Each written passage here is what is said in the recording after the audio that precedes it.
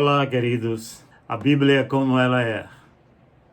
Vamos começar nossa série de estudos conhecendo o horrível personagem que morava com uma senhora chamada Abigail, o seu marido Nabal.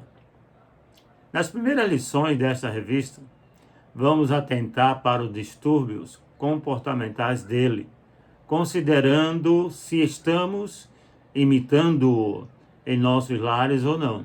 E é claro, vamos procurar motivações para as mudanças necessárias para sermos diferentes. Nosso ponto de partida em cada capítulo será a casa de Nabal e Abigail. 1 Samuel 25. Vou ler apenas 4 versículos deste capítulo. A Bíblia diz assim: E faleceu Samuel, e todos os filhos de Israel se ajuntaram, e o prantearam, e o sepultaram na sua casa em Ramá. E Davi se levantou e desceu ao deserto de Parã. E havia um homem em Maom, que tinha suas possessões no Carmelo. E era este homem muito poderoso, e tinha 3.000 ovelhas e 1.000 cabras, e estava tosqueando as suas ovelhas no Carmelo. E era o nome deste homem Nabal, e o nome de sua mulher Abigail. E era mulher de bom entendimento e formosa, porém o homem era duro e maligno nas obras, e era da casa de Caleb. E ouviu Davi no deserto que Nabal tosqueava as suas ovelhas. Nosso ponto de partida em cada capítulo será a casa de Nabal e Abigail, na certeza de que este texto contém propósito de Deus para o nosso bem. Observe como Nabal era uma pessoa complicada. Em primeiro lugar, ele era incomunicável. Um grande apresentador de programa, inclusive pernambucano, Chacrinha, ele tinha um ditado, uma filosofia que dizia o seguinte: quem não se comunica, se estrumbica. Muitos filhos, pais e cônjuges estão se estrubicando no relacionamento familiar porque não têm se esforçado para um diálogo sadio e edificante. A maioria das vezes, o diálogo em casa é superficial, bem distante do essencial. Cada um tem enormes segredos que os demais jamais imaginam, como o iceberg que afundou o Titanic. Os membros da família vão formando rochas submersas na água com esses segredos que não tem para contar. Um dia, das mais variadas formas, essas montanhas flutuam no mar da vida e racha o casco da casa. Precisamos investir na criação de um bom espaço para o diálogo dentro de casa. Não vamos esgotar o assunto, mas relacionamos alguns princípios bíblicos para nos ajudar nesse ideal e sarar a comunicação. O primeiro ponto a ser discutido é a consciência da importância desta área da comunicação, da conversa. A comunicação ela tem que ser transparente. Essa comunicação ela tem que ser sem ruído, tem que ser limpa, compreensível e se deve tomar cuidado com a comunicação. No caso em estudo, Nabal era uma pessoa que era difícil de se comunicar. Se apoiava talvez nas posses, nas finanças, na grande criação que ele tinha de cabras, de ovelhas, mas não se comunicava nem com a esposa, que era formosa, educada, conforme as escrituras. Ela era uma mulher virtuosa, segundo os princípios, para não romper nos laços matrimoniais. Era sábia nas palavras e também era sábia nas ações. E nós vamos aprender durante alguns minutos a primeira lição dessa série. No livro de Provérbios nos ensina, e ele diz nesse versículo: a morte e a vida estão no poder da língua, e aquele que ama comerá do seu fruto. Então, a morte e a vida está no poder da língua. Você pode viver com uma boa comunicação, de uma forma sadia, mas também você pode sofrer as penalidades de uma má comunicação. E pode até levar à morte, a depender daquilo que você conversa, daquilo que você transmite, numa relação interpessoal ou numa relação coletiva, não é? Então, veja só que a língua, o poder que ela tem.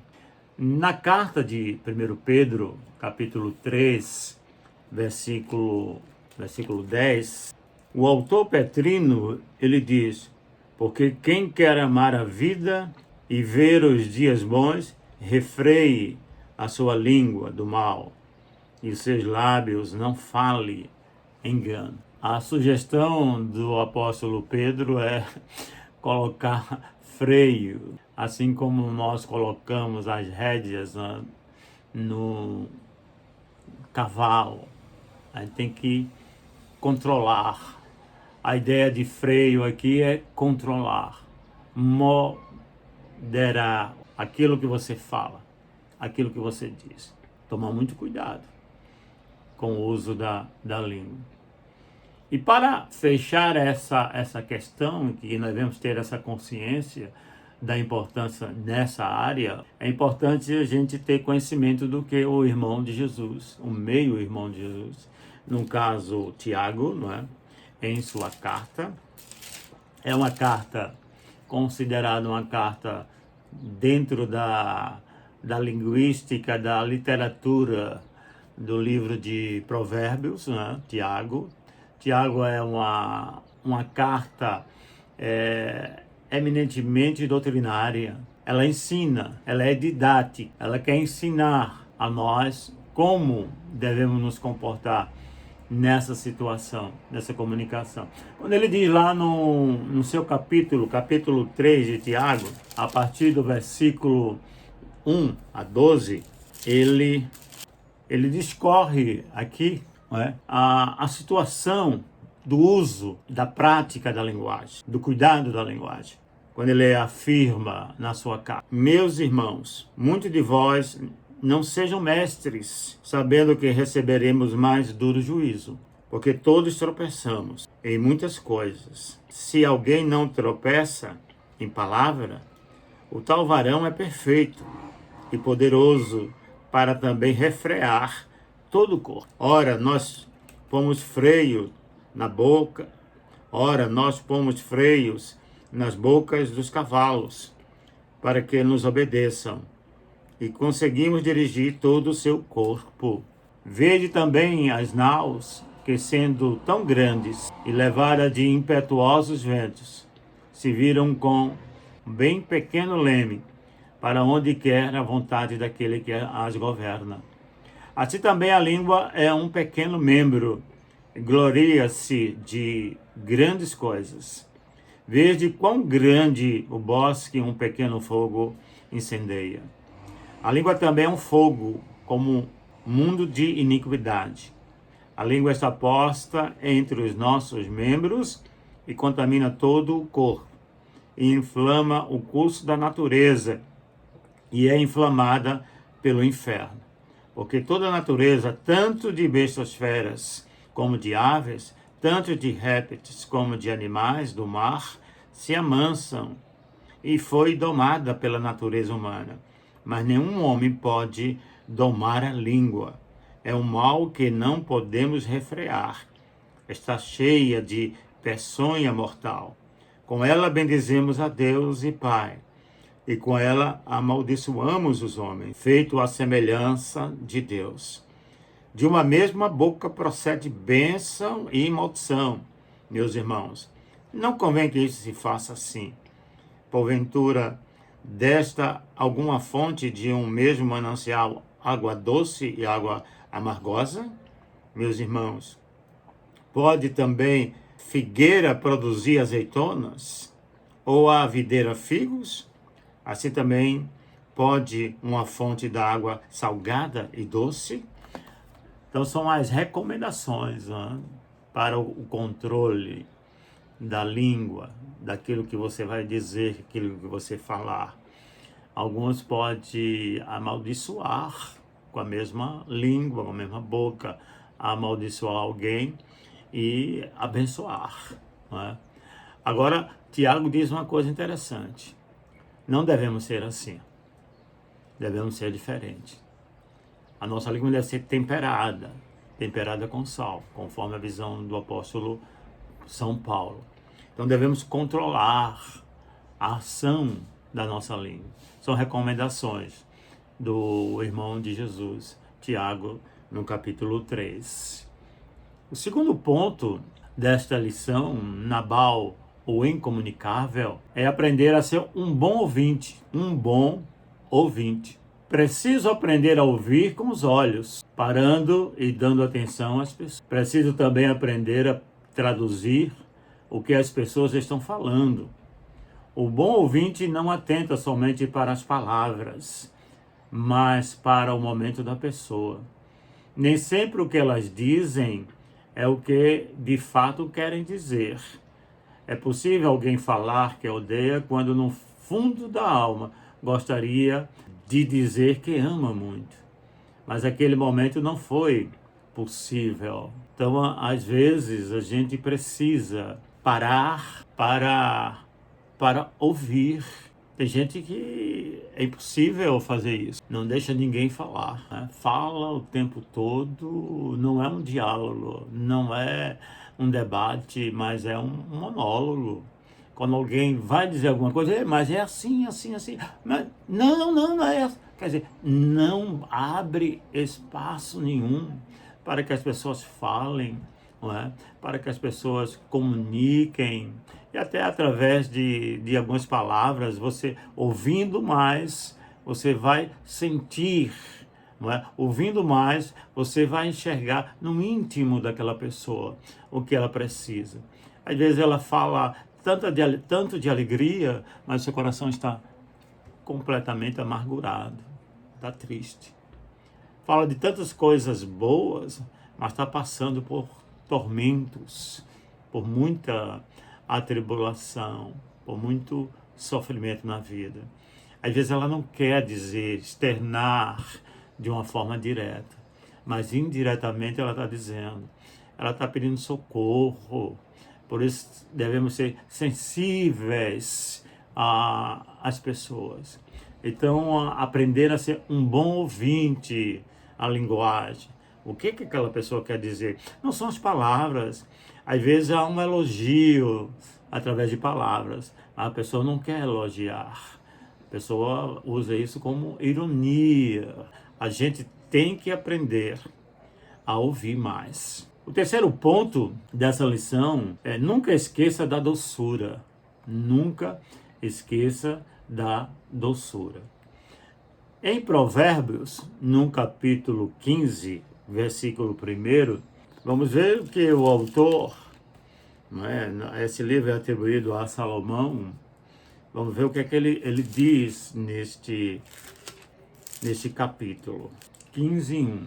A resposta branda desvia o furor, mas a palavra dura suscita a ira. Palavra branda alivia ou desvia o furor, mas a palavra dura suscita ira. Então, quando alguém diz ou profere uma palavra dura a você, que machucou, tá certo? Não retribua da mesma forma. Vá com doçura, com amabilidade, e você vai verificar que a pessoa fica sem saída. Não vai responder de uma forma agressiva mais, porque você foi com amor, foi com doçura, com gentileza, com benignidade. Então, apazigua, não é? A palavra implacável que muitas vezes nós ouvimos. Isso é o autor Salomão está dizendo isso pra gente, não é? A palavra dura suscita ira, Por isso que no final a execução, propriamente dito, numa discussão, vai para a agressão física. Por quê? Porque a dureza, a trocas de durezas nas palavras, a ofensa de um lado e de outro nas palavras. Então, a ira aumenta, o desejo de vingança aumenta, o desejo que está lá no coração vai aumentando. Vou machucar, vou destruir, vou até matar. Por quê? Porque a palavra dura faz isso. A gente deve tomar muito cuidado como cristão. E principalmente dentro dos nossos lares. Ser amável, agir com doçura com a esposa, com os filhos. Os filhos, às vezes, precisam de uma disciplina, mas uma disciplina aplicada para o bem dos filhos. Não para um sentimento de prazer, de fazer alguém sofrer. Deus não é assim. Deus nos corrige. E Ele nos corrige alicerçado, baseado no amor. Porque Ele é amor. Essa é uma definição extraordinária pelo evangelista João. O Deus é amor. Ele repete no mesmo capítulo, na primeira carta, né? Capítulo 4, 8, versículo 8 e versículo 16. Deus é amor. Ele nos trata com amor, com palavras amáveis. Você já falou isso para sua esposa? Você já disse a ela que a ama? Você já falou para os seus filhos? Você já abraçou os seus filhos? Você já beijou os seus filhos hoje? Faça isso. Haja com carinho. Haja com doçura. O quarto ponto está relacionado a mais elogio e menos crítica. Mais elogio e menos crítica. No Evangelho de Mateus, no capítulo 7, do versículo 1 até o versículo de número 5, o autor, o Mateus, republicano, não é? Um cobrador de impostos, ele fala essas palavras interessantes para nós, para a nossa família, para a nossa relação conjugal matrimonial. Quando ele diz aqui: não julgueis para que não sejais julgados, porque com o juízo com que julgardes, sereis julgados, e com a medida com que tivestes medido, vos hão de medir a vós. E porque reparas tu no argueiro que está no olho do teu irmão, e não vês a trave que está no teu olho? Ou como dirás ao teu irmão: deixa-me tirar o argueiro do teu olho, estando uma trave no teu? Hipócrita, tira primeiro a trave do teu olho, e então cuidarás em tirar o argueiro do olho do teu irmão. São palavras duras, muito duras para nós. Os ensinamentos de Jesus. É Jesus que está nos ensinando dessa forma, para que não haja nenhum julgamento precipitado e parcial. Muitas vezes nós julgamos as pessoas por uma atitude apenas, não pelo conjunto da obra. Basta fazer uma coisa má, uma coisa ruim, que nós já colocamos aquela pessoa da família, aquele irmão, de lado, não é? Há uma preterição, deixar as margens. Devemos tomar muito cuidado com isso, não é? Não julgar, porque estamos no mundo da mesma forma. Eles irão nos julgar também, mas serão mais severos no julgamento, quando nós agimos. O problema aqui é que quando o autor está chamando a atenção, você julga porque o outro tem um cisco no olho, enquanto você tem uma trave. Ou seja, a sua vida não é exemplo para a vida dele. E a sua vida está muito mais desagradável diante de Deus, está numa situação muito mais preocupante do que a dele. Então, por que eu tenho que julgá-lo se eu vivo de uma vida, se eu tenho uma vida pior do que a dele? De desobediência, de relaxamento no lar, com a família, com a esposa, com os filhos, e eu vejo a outra família. Só observo os erros das outras famílias e não observo os erros cometidos dentro da minha família. É isso que ele está chamando a atenção.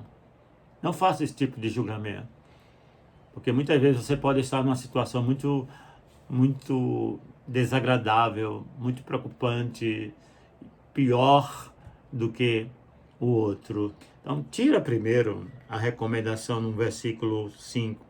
Hipócrita, tira primeiro a trave do teu olho, então cuidarás em tirar o argueiro do olho do teu irmão.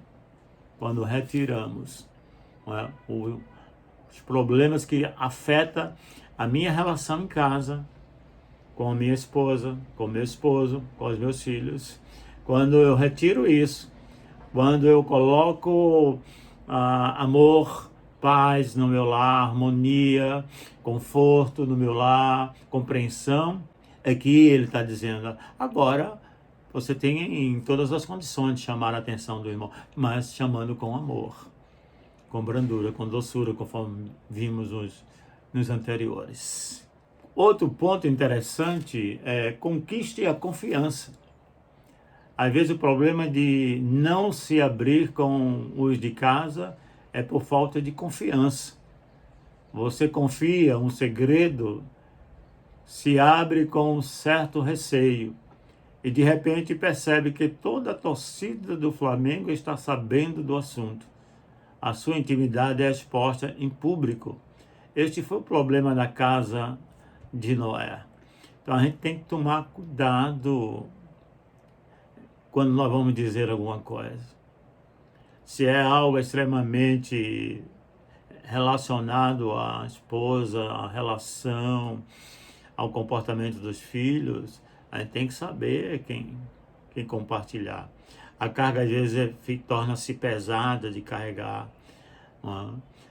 Você fica sem saber a saída, o caminho a prosseguir. Muitas vezes perdendo a esperança e a gente precisa de ajuda. Mas procure a pessoa certa para compartilhar. Muito cuidado com isso. O 7º ponto é: seja honesto. Pessoas mentirosas também não são confiáveis. Depois que você flagrou várias vezes aquele ente querido mentindo, aumentando e inventando, fica difícil levar a sério o que ele fala. Mentira nem por brincadeira. Algo aqui muito interessante. E às vezes a gente não percebe que estamos ensinando a criança e até mesmo a esposa a mentir ou o esposo a mentir. Não é verdade? Então, às vezes, quando nós atendemos o telefone toca alguma coisa e a mãe diz, olha, ele não está no trabalho, mas está lá, estava em casa. O filho está ouvindo isso. O filho está vendo isso. Se o esposo disse isso, a esposa também vai seguir o caminho. Então vai ser um mundo, vai ser um lar de mentira. Mas é uma mentirinha. Cuidado com essa mentirinha. Toda mentira pertence ao pai da mentira. Esse mente desde o início, a Bíblia diz. E o pai da mentira é o diabo. Então a gente tem que sermos honestos. Falar a verdade. Abrir o nosso coração para a nossa companheira, para o companheiro e para os filhos. Ser honesto com os filhos. Nunca mentir. Meu filho, para a semana eu compro. Olha, você não vai ter condições de comprar para a semana. Não está dentro do seu orçamento. Então seria mais prudente dizer, olha, o que você deseja, papai, mamãe, não tem condições de comprar. Mas já estamos orando a Deus. Um dia Deus nos dará condições de comprar. Mas nunca diga que vai comprar. Vou fazer isso, fazer aquilo outro, se você não pode fazer. Então tire qualquer mentira dentro do seu lar, da sua casa. Priorize, o oitavo, priorize os de casa. Priorizar os de casa quer dizer que os valores, a mulher, os filhos, eles devem estar depois do Senhor, depois de Deus, não é? Depois da Trindade, em primeiro lugar. A prioridade é para sua mulher, é para o seu marido, viver para ele, viver para ela, viver para os filhos. E às vezes nós negligenciamos isso aqui.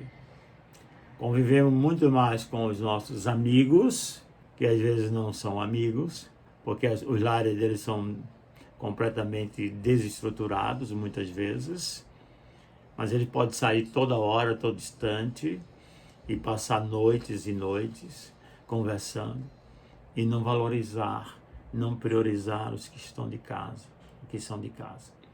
Comunique-se, fale, priorize o seu lar. Foi a primeira coisa que Deus fez antes da igreja. Seja claro e direto. Essa é a última dessa primeira lição. Mateus 18, versículo 15. Ora, se teu irmão pecar contra ti, vai e repreende-o entre ti e ele só. Se te ouvir, ganhaste a teu irmão. Aqui é uma recomendação para sermos diretos, objetivos, não é? Nas nossas ações. Não vá por indiretas. Se tem que dizer alguma coisa, diga logo, não é? De uma forma clara, de uma forma limpa, que a mensagem seja compreendida. E às vezes há situações que você tem que convocar a mulher, a esposa e filhos. E aí você comunica diretamente, com muita clareza, aquilo que se pretende fazer, os projetos, os planos. Então seja direto dentro da sua casa, com a sua esposa. Seja direto com os seus filhos. Assim chegamos ao final dessa primeira lição da vida de Nabal e Abigail. Lembrando que estamos estudando alguns adjetivos, primeiro de Nabal. Depois nós vamos ver alguns adjetivos em relação à sua mulher, Abigail, que era o oposto de Nabal. Que Deus nos abençoe. Um abraço para todos.